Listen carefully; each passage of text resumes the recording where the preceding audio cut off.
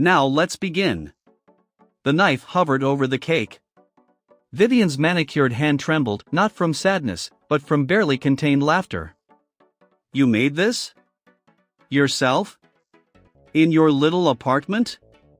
She turned to the room full of executives, her voice rising like a performance. Everyone, look. Our cleaning lady baked a cake. The laughter that followed cut through the air like glass breaking. Alina stood frozen, flour still dusted faintly on her sleeve, watching 3 years of quiet dignity dissolve in front of 40 people. But she didn't know yet that cake held a secret that was about to change everything. Before we continue, if stories about ordinary people who stay strong through impossible moments speak to you, hit that subscribe button right now. Turn on notifications too, because trust me, you don't want to miss how this story ends. Alright, let's rewind and see how we got here. Alina Reyes had been cleaning the offices of Whitmore Industries for 3 years. She arrived before sunrise and left after the last light in the building switched off. She was quiet. She kept her head down. Most employees didn't know her name. Some didn't even look at her when she emptied their trash cans or wiped their desks. But there was one man who always did. Damon Whitmore, the CEO, remembered names. He remembered that Alina's mother had been sick 2 winters ago because Alina had once asked, hesitantly, if she could leave 20 minutes early on Tuesdays. He remembered that she hummed old songs while she worked, songs that sounded like they belonged to another country, another life. He didn't know much else about her. But he respected her. In a company of 1,000 people chasing promotions and bonuses, Alina simply showed up and did her work with a kind of grace that most people never noticed. Damon's fiancée, Vivian Cross, noticed nothing of the sort. Vivian came from money that had always been money, old family, older expectations. She saw Whitmore Industries as a stage, and everyone in it as either useful or invisible. To Vivian, Alina was invisible. Worse than invisible. She was a reminder that not everyone in the building wore designer heels, and Vivian found that reminder distasteful. It started small. A comment here. A raised eyebrow there. Careful with that vase, it costs more than your monthly rent, Vivian once said, loud enough for 3 assistants to hear. Alina never responded. She simply nodded and kept working. People assumed her silence meant she didn't feel it. They were wrong. She felt every single word. She just chose not to let it break her, because breaking wasn't an option. Not when her mother needed medicine. Not when rent was due on the 1st of every month. Damon's birthday was approaching, and the office was buzzing with plans. Vivian had arranged an elaborate party, caterers, a live band, a cake ordered from the most expensive bakery in the city, the kind that costs more than most people make in a week. She wanted it to be perfect, not for Damon exactly, but for the version of herself she wanted the room to see, the flawless fiancée, the future Mrs. Whitmore, effortlessly in control. What she didn't know was that Alina had been quietly planning something too. Growing up, Alina's grandmother had run a small bakery in their hometown, a modest shop with a wood-fired oven and a recipe book stained with decades of use. That bakery had once been famous, not famous like a magazine cover, but famous the way a small town remembers a taste it can never forget. People used to travel 2 hours just for a slice of her grandmother's chocolate hazelnut cake. When the bakery closed after her grandmother passed, the recipe stayed in the family, tucked into an old notebook Alina still carried with her, even now, even in this new city where nobody knew her name. Alina had noticed, over the months, small things about Damon. The way he sometimes skipped the elaborate desserts at company events and quietly asked the caterers if they had anything simple, something like a Sunday afternoon cake. The way he once mentioned, almost to himself while she was polishing his office window, that his own grandmother used to bake something similar before she passed away, and he hadn't tasted anything like it since. She remembered that. So a week before his birthday, in her small kitchen after a full day of cleaning offices, Alina began baking. She used her grandmother's recipe, measured with the same careful hands, the same patience. She wasn't trying to compete with anyone. She wasn't trying to prove a point. She simply wanted, in her own small way, to give her boss, a man who had shown her more decency than most, something real on his birthday. Something made with care instead of money. She brought the cake to the office on the morning of the party, wrapped simply in parchment paper, carried carefully in a box she'd reused from a grocery delivery. She placed it quietly on a side table, away from the enormous 3-tier cake Vivian had ordered, not wanting to draw attention. She wasn't trying to be seen. She just wanted it to be there, a small gift among the noise. But Vivian saw it. "What is this?" Vivian asked, lifting the lid with 2 fingers as if she were inspecting something unpleasant. The simple cake sat there, slightly uneven on one side, dusted lightly with powdered sugar, nothing like the polished perfection of the professional cake nearby. "It's for Mr. Whitmore," Alina said quietly. "For his birthday." Vivian's laugh came sharp and immediate. It carried across the room, drawing eyes the way a shattering glass draws attention. "You baked this? Yourself?" She turned, raising her voice, making sure everyone within 20 feet could hear.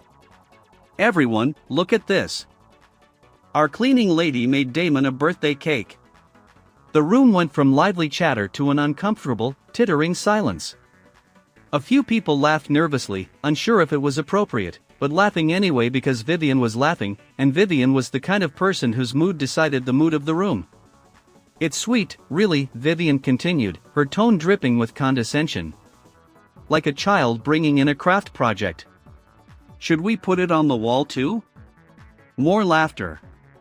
Someone in the back snapped a photo, phone raised just enough to catch Alina's face, red with humiliation, eyes fixed on the floor. Alina wanted to disappear. She wanted the tile beneath her to open up and swallow her whole. 3 years of invisibility had at least offered protection. Now, in this one moment, she was the most visible person in the room, and it was for the worst possible reason. "Take it to the break room," Vivian said dismissively, waving a hand as if shooing away a fly. "We don't need this next to the real cake." She said the word real with a particular emphasis, a small dagger disguised as an adjective. Alina picked up the box with trembling hands. She didn't cry, not there, not in front of everyone, but her throat burned with the effort of holding it in. She turned to walk away, and that's when Damon walked into the room. He'd been on a call in his office, running 15 minutes behind his own party, and he arrived just in time to catch the tail end of the scene: Alina's flushed face, the box in her hands, Vivian's triumphant smirk, and 40 employees caught somewhere between amusement and unease. "What's going on?" Damon asked, his voice cutting through the room with a calm that somehow felt more serious than shouting would have. "Oh, nothing," Vivian said breezily, looping her arm through his. "Alina made you a little cake. Isn't that sweet? I told her to put it in the break room so it doesn't compete with the real one." Damon looked at Alina. Then he looked at the box in her hands. Something in his expression shifted, not anger yet, but a kind of quiet attention, the look of a man doing math in his head. "Can I see it?" he asked. Alina hesitated, glancing at Vivian, who rolled her eyes but said nothing. Slowly, Alina opened the box. Inside sat a simple round cake, chocolate with a hazelnut cream filling, slightly uneven, dusted with powdered sugar in a way that looked homemade because it was homemade.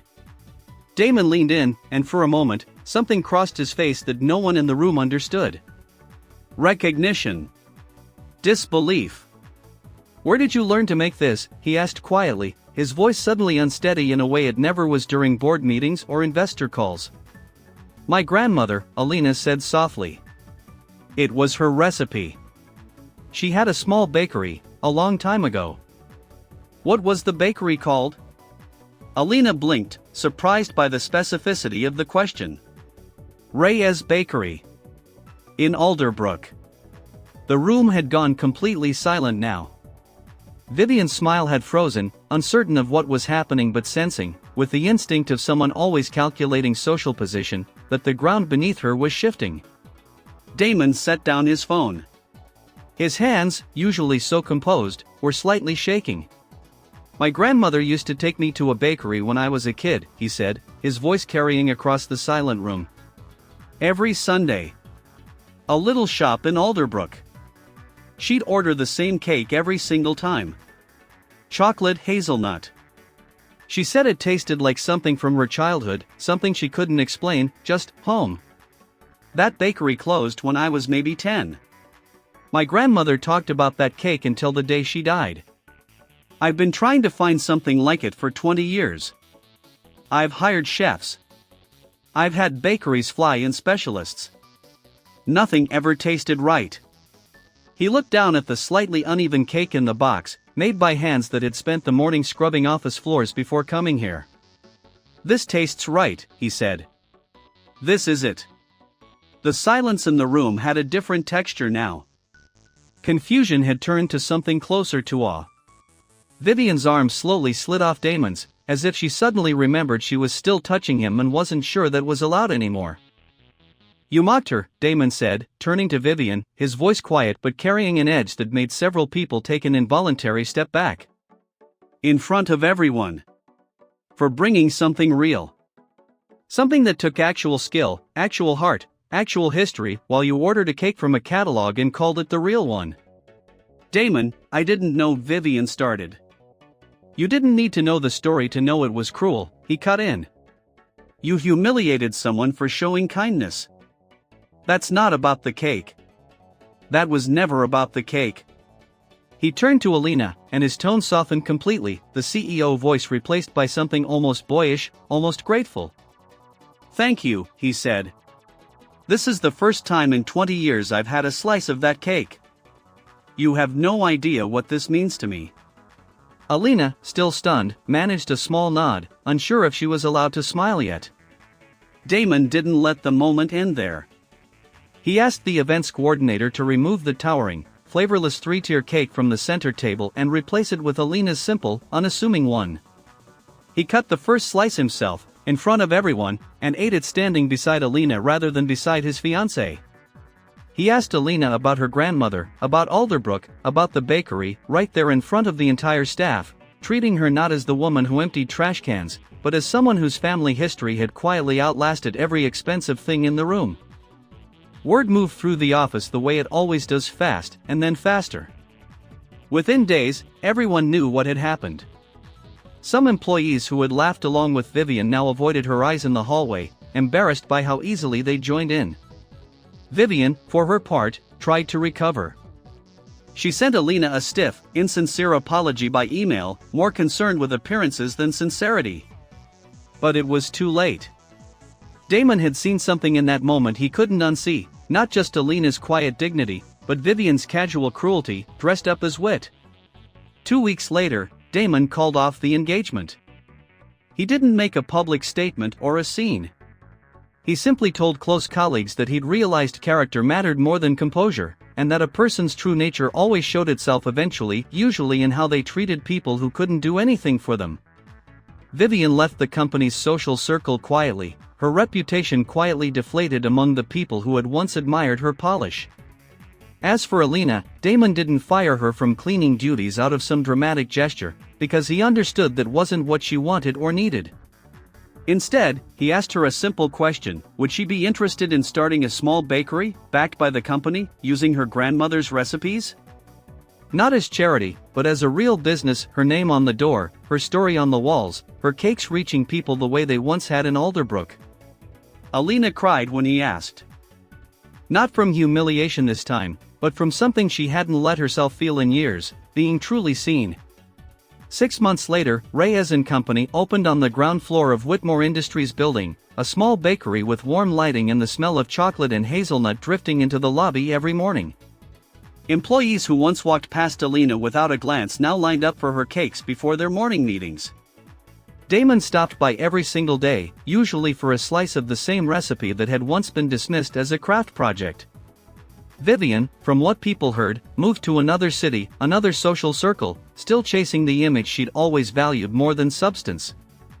This story isn't really about cake.